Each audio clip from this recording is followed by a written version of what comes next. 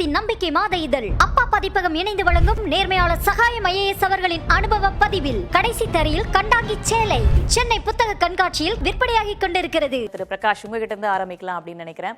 திமுக கூட்டணி சார்பில் ஏற்கனவே போட்டியிட்டு வெற்றி பெற்ற காங்கிரசுக்கு தான் வழங்கப்படும் அப்படின்ற மாதிரியான பேச்சு தான் இருந்தது. புதிய தலைமுறையில நம்மோட இணைப்புல வந்து பேசும்போது கூட திரு செல்வ பெருந்தகை சொல்லியிருந்தாரு, காங்கிரஸ் வேட்பாளர் விரைவில் அறிவிக்கப்படுவார் என்பது குறித்து.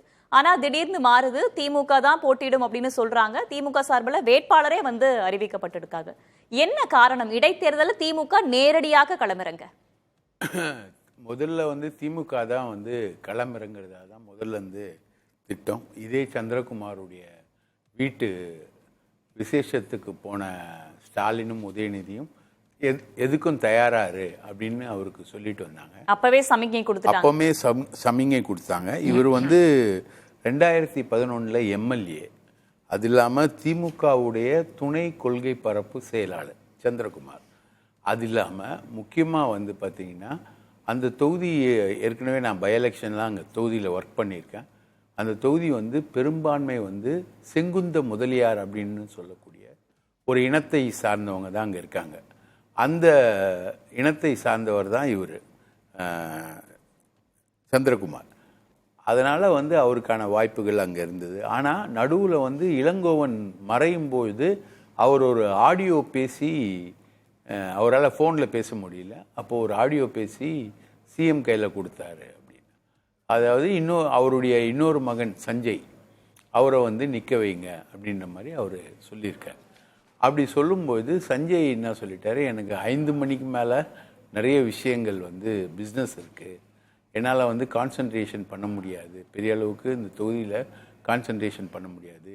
ஏற்கனவே என்ன தான் வந்து நிற்க சொன்னார் அப்பா, அப்போ நான் வேணான்னு சொன்னதால் தான் திருமகன் ஈவேரான்னு என்னுடைய சகோதரருக்கு கொடுத்தாங்க.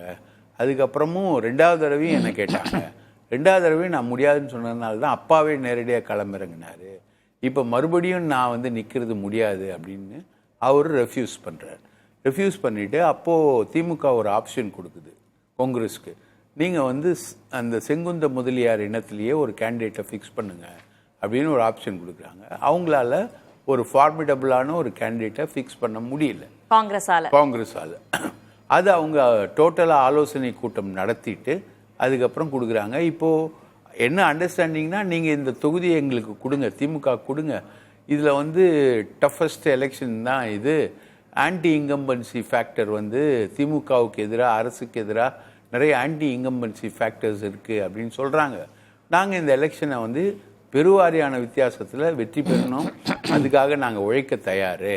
அதுக்காக அமைச்சர் நேரு, முத்துசாமி, அதுக்கப்புறம் வழக்கம் போல் செந்தில் பாலாஜி, இவங்களாம் வச்சு ஒரு கமிட்டிலாம் போட்டு நாங்கள் ஒர்க் பண்ணுறோம் அப்படின்னு திமுக தரப்புலேருந்து சொல்லும்போது இவங்க நீங்கள் நில்லுங்க அப்படின்னு இவங்களுக்கு ஆல்டர்னேட்டிவாக ஒரு தொகுதியும் இவங்க திமுக ஜெயிச்ச தொகுதி ஒன்று காங்கிரஸுக்கு கொடுக்குற மாதிரி வர 2026 அந்த மாதிரி ஒரு அக்ரிமெண்ட் போட்டு தான் சந்திரகுமாரை வந்து நிற்க வச்சிருக்காங்க. 2026 ஒரு அட்ஜஸ்ட்மெண்ட் இருக்கு, அதனால தான் இப்போ திமுக காங்கிரஸ் வந்து திமுகக்கு விட்டு கொடுத்துருக்காங்க. அதுதான் வந்து திமுக விட்டு கொடுப்பதற்கான, திமுக நிற்பதற்கான விஷயம் வந்து திமுக வந்து இந்த தேர்தலில் ரொம்ப ப்ரெஸ்டீஜியஸாக பார்க்குறாங்க. அதாவது எல்லாரும் சொல்கிறாங்க இல்லைங்களா, விலைவாசி இன்னி கூட எடப்பாடி பேசியிருக்காரு, விலைவாசி ஏறி போச்சு, 40 ரூபா விற்ற அரிசி 70 ரூபா 80 ரூபாய்க்கு போயிடுச்சு, அரசு வந்து கொடுத்த வாக்குறுதிகளை எதையுமே வந்து நிறைவேற்றலை, திமுக கொடுத்த வாக்குறுதிகளை நிறைவேற்றலை, சட்டம் ஒழுங்கு சீர்குலைந்திருக்கு அப்படின்ற மாதிரி ஏகப்பட்ட அலிகேஷன்ஸ் வந்திருக்கு. இந்த நீங்கள் சொன்ன மாதிரி 4வது முறையாக இடைத்தேர்தலை சந்திக்கக்கூடிய இந்த 4 ஆண்டுகளில் 3வது முறையாக சந்திக்கிறாங்க. விக்கிரவாண்டியும் அது மாதிரி தான், பல இடைத்தேர்தல்களை சந்தித்த தொகுதி தான் விக்கிரவாண்டியும். அந்த மாதிரி ஒரு தொகுதியில் திமுக அரசோடைய பெர்ஃபார்மன்ஸ் எப்படி இருக்குது, குறிப்பாக கொங்கு மண்டலத்தில் பாஜகவும் அதிமுகவும் நாங்கள் வலுவாக இருக்கிறோம் அப்படின்னு சொல்லக்கூடிய அந்த தொகுதியில் திமுகவுடைய பெர்ஃபார்மன்ஸ் எப்படி இருக்குது அப்படின்றத வந்து எடை போட்டு பார்க்கக்கூடிய ஒரு தேர்தலாக தான் திமுக வந்து இதை பார்க்குது.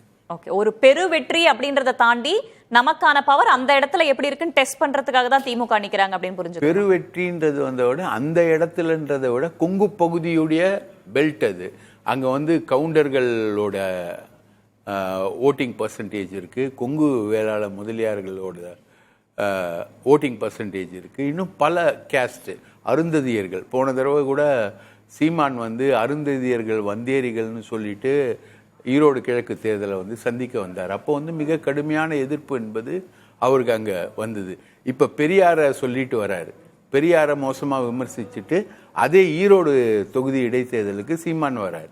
அப்போ அங்கே வரக்கூடிய தமிழக மக்களுடைய தமிழ் மக்கள், அந்த ஈரோட்டு மக்கள் பெரியார் மேலே எப்படி காதல் வச்சுருக்காங்க அப்படின்றதோட, பெரியார் ஃபேமிலி வந்து அங்கே டாமினண்ட்டாக இருக்கக்கூடிய ஒரு தொகுதி. ஈவிகே இளங்கோவனாக இருக்கட்டும், அவங்க ஃபேமிலி முழுக்கவே டாமினண்ட்டான ஒரு தொகுதி. அந்த தொகுதிக்குள்ளே பெரியாரை விமர்சனம் பண்ணிட்டு சீமான் வராரு.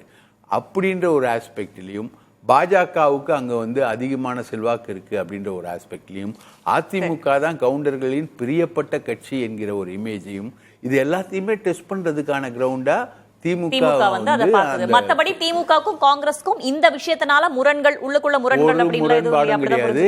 இந்த கேண்டிடேச்சர் அனௌன்ஸ், ஏன்னா கடந்த இடைத்தேர்தலையும் இந்த மாதிரி ஸ்பெகுலேஷன்ஸ் வந்தது, திமுக வேட்பாளர் நிறுத்துவாங்களா, ஆளுங்கட்சி வேட்பாளர் நிறுத்துவாங்களா ஒரு ஸ்பெகுலேஷன்ஸ் வரும்போது, ஆனா காங்கிரஸ் தரப்புல ஈவி.கே. இளங்கோவன் தான் போட்டியிடுறாரு. ஆமா, அதே இந்த முறை வந்து இந்த அனௌன்ஸ்மெண்ட்டை அனௌன்ஸ் பண்றதே வந்து திமுக இல்ல, செல்வ பெருந்தகை. காங்கிரஸ் தான் அனௌன்ஸ் பண்ணுது. திமுக போட்டியிடுகிறதுன்னு அறிவிப்பதே அதுதான் திமுக கூட்டணியில இருக்கக்கூடிய ஜனநாயகம். சரி, அறிவித்தாரா, அறிவிக்க வைக்கப்பட்டாரா அப்படின்ற ஒரு கேள்வியும் இருக்கு. நம்ம தொடர்ந்து பேசலாம். தேசத்தின் நம்பிக்கை மாத இதழ் அப்பா பதிப்பகம் இணைந்து வழங்கும் நேர்மையாளர் சகாயம் ஐஏஎஸ் அவர்களின் அனுபவ பதிவில் கடைசி தரையில் கண்டாங்கி சேலை சென்னை புத்தக கண்காட்சியில் விற்பனையாகிக் கொண்டிருக்கிறது.